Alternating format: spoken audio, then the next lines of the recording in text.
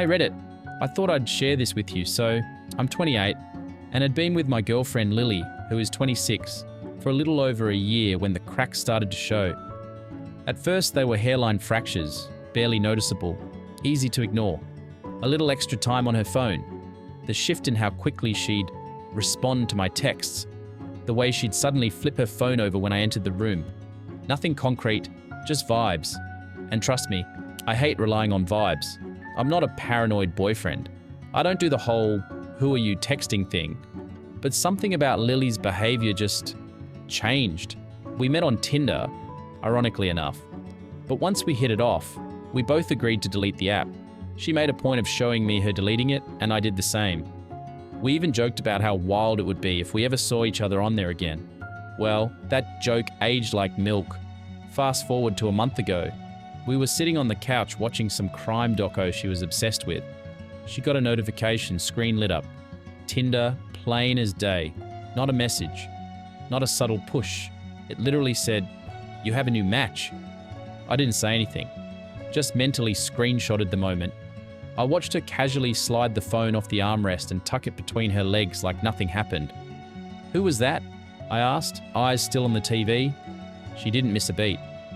"Oh, just a spam notification from an old app. I think I still have Bumble installed or something. Forgot to delete it." "Sure." She leaned over, kissed my cheek and changed the subject. And I let her. Because if I was right, I needed to be sure. No more vibes. I wanted solid proof. Not because I planned to yell at her.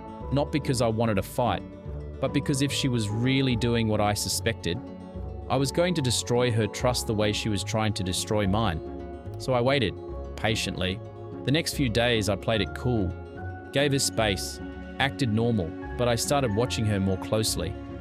Lily had this little French bulldog named Mochi, cute dog, kinda ugly cute.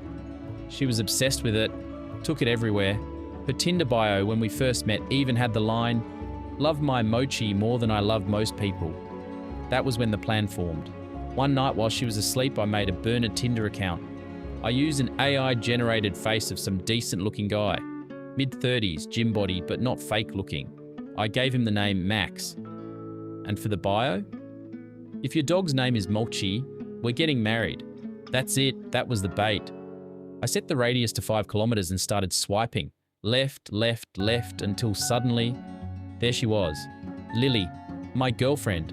Active profile, new photo too. One I didn't take. Hair curled. Low cut top, that fake little peace sign pose she always did when she was trying to look cute but sexy. My heart dropped. I clicked the profile. Her bio was changed too. It said, "Just seeing what's out there. No pressure." I stared at the screen, thumb hovering over the X, but I didn't swipe left. Not this time. I swiped right, and then I waited. I figured she'd either never match or it'd take days. I was wrong. She matched within 10 minutes. The match came through so fast I actually laughed, like audibly laughed.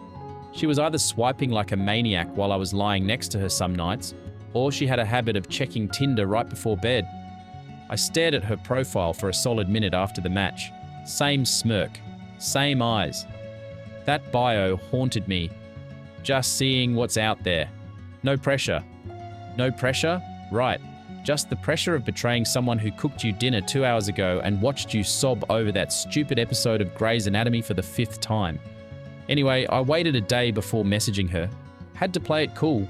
I had a plan. And it wasn't just to catch her cheating. It was to make her feel something when the truth dropped. Shock, guilt, embarrassment, all of it. So, Max sent the first message. I said to her, "Okay, so the dog thing. We need to talk about this." Less than 20 minutes later, she responded with, "What do you mean?" I replied with, "If your dog's name is Mochi, we're getting married. Don't play with my heart like this." She sent a laughing emoji. She replied, "You did not just guess my dog's name. That's hilarious."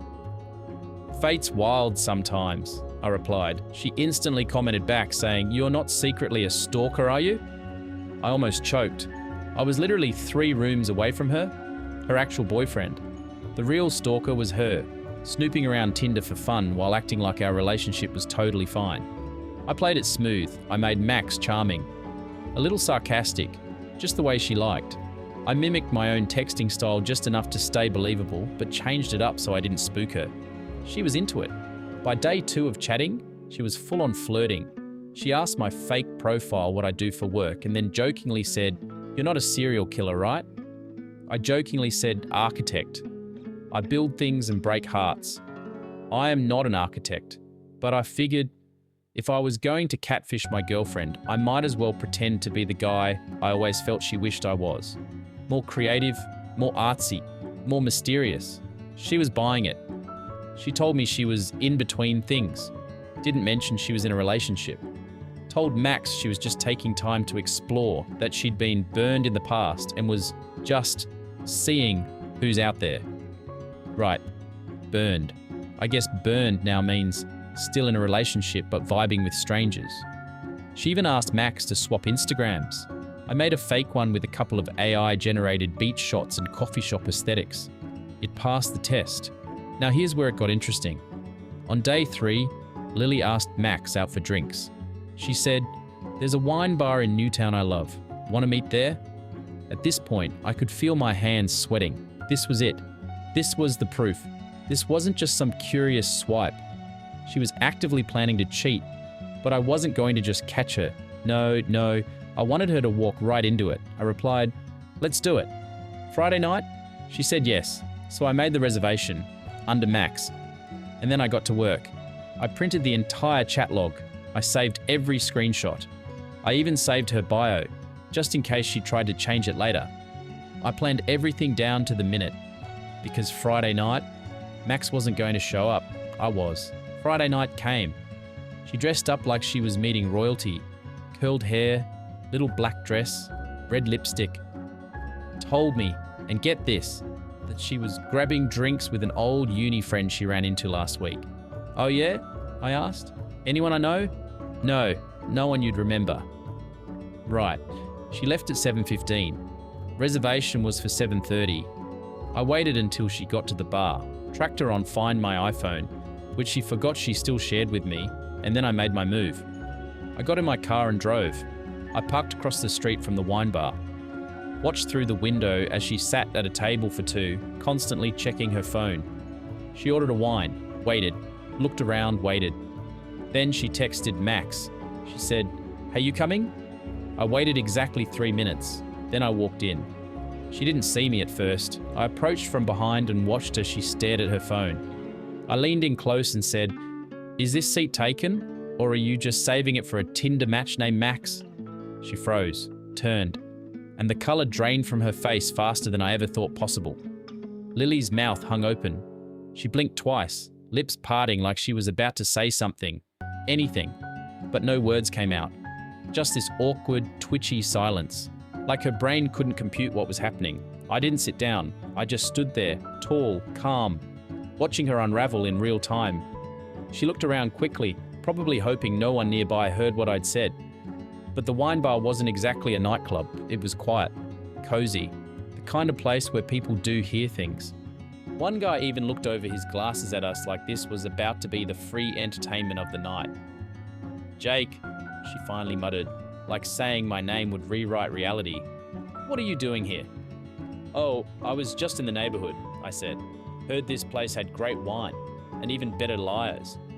Her face went red, then pale, then red again.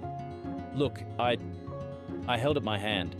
Nah, let's not do the whole let me explain thing. I've seen enough. I've read enough." I slid a manila folder onto the table. Clean, neat, just like her betrayal. Inside were printed screenshots of her profile, the chat logs with Max, her bio, and a photo I'd taken of her walking into the bar 15 minutes earlier. You planned a date with a guy you met on Tinder, while dating me, while living with me, while sleeping in my bed every night. So, really, what's left to explain? She just stared at the folder, didn't touch it. Probably knew exactly what it was. I could see her mind scrambling, reaching for something to hold on to, some angle, some excuse, some manipulation that would make this not her fault. But nothing even happened. She blurted, "Oh, so you're not a cheater, just a failed cheater?" She opened her mouth again. I cut her off. "You were going to sleep with him, weren't you?" She looked down. That told me everything. I nodded slowly. Got it. Then I took a step closer, lowered my voice so only she could hear. By the way, Max, he's not real. She blinked. What? Max, the guy you matched with, the guy you flirted with, the guy you told just seeing what's out there, no pressure to. Yeah, that was me. She froze. I smiled slightly. Not a happy smile. More like the kind you give when you catch a liar mid-lie and hand them the rope. I made that profile using an AI face and a fake Instagram. I even threw in a dog reference because I knew you'd fall for it. She stared at me in horror. You catfished me? No, Lily, I said, stepping back. You catfished me. You pretended to be a loyal, honest girlfriend for a year. I just returned the favor for 3 days. She looked around, voice shaky now. This is so messed up. I tilted my head. You think I'm the messed up one here? Jake, please. We were drifting. You've been working all the time. You barely noticed when I actually laughed. Wow. So it's my fault you downloaded Tinder and planned a date with a guy who didn't exist? That's your logic? She went quiet again. I could have kept going, could have burned the whole thing to the ground, called her parents, told her friends, posted the screenshots on social media, but I didn't. Because honestly, she wasn't worth the extra bandwidth. Instead, I said this. Your stuff will be in boxes by tomorrow. I'll have the locks changed by the weekend. I left $40 on the table for your wine.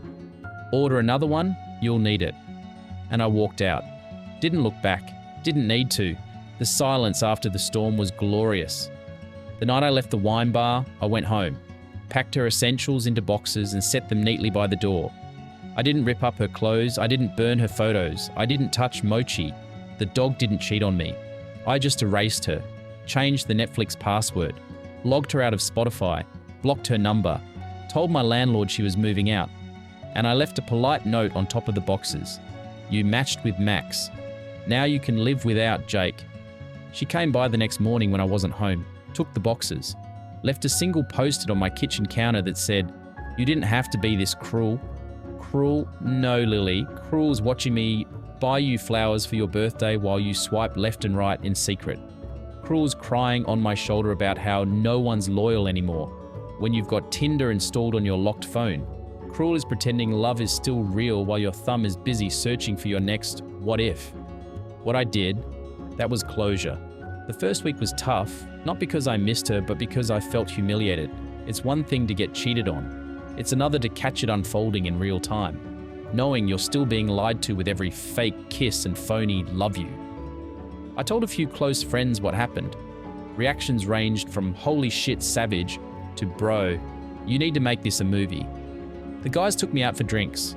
The girls offered to help me emotionally heal, which was flattering, but I wasn't looking for a rebound. Not yet.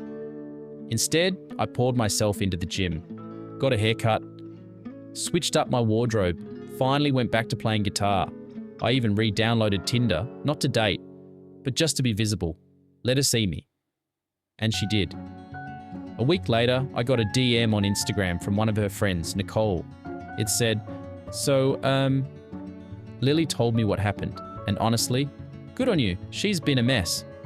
Apparently Lily had tried to play the victim, said I set her up and invaded her privacy. But most people saw through it. She told her co-workers it was just a joke, but they'd seen the screenshots. Word got around. Then came the moment I didn't expect. Her boss found out. Turns out Lily had been using company time to swipe and flirt. Her wine bar date was on the same night she'd claimed to be working overtime. She didn't get fired, but she did get demoted. The last I heard, she was moved to admin work and no longer client-facing. You can't really sell your company as trustworthy when you're exposed on Reddit and gossip circles as a lying, cheating mess. But that wasn't even the best part. 3 weeks later, I got a message from someone named Mason. Mason was the guy Lily actually had been talking to on Tinder before she ever matched with Max. Turns out I wasn't the only one she was double timing. She'd ghosted Mason the day after she matched with me. He said, "Bro, I read your post. Realized she did the same thing to me last year. You saved me from texting her again. Mad respect." We ended up grabbing beers, bonded over our shared trauma. Mason was chill, funny, and ironically became one of my new gym buddies. The universe, man. Sometimes it delivers. Fast forward to now, 3 months out. Life is good. The girl I'm dating now, met her at a live music night, not on an app. She knows the full story. She even made a joke when we first matched. If you ever make a fake profile to test me, make sure the dog's name is spelled right. She's smart, funny, and most importantly, real. As for Lily, well, I don't know what she's doing anymore. I stopped checking, stopped caring. The last time I saw her name was on a TikTok comment, ironically under a video about how to tell if your partner is sneaky. Can't make that shit up. Final thoughts. I didn't write this to brag or get pity. I wrote it because someone out there needs to hear this. If your gut tells you something's off, trust it. And if they betray you, don't scream, don't cry, don't burn the house down. Outsmart them, outsilence them, outgrow them. Because in the end, nothing hits harder than calm revenge, except maybe the dog's name.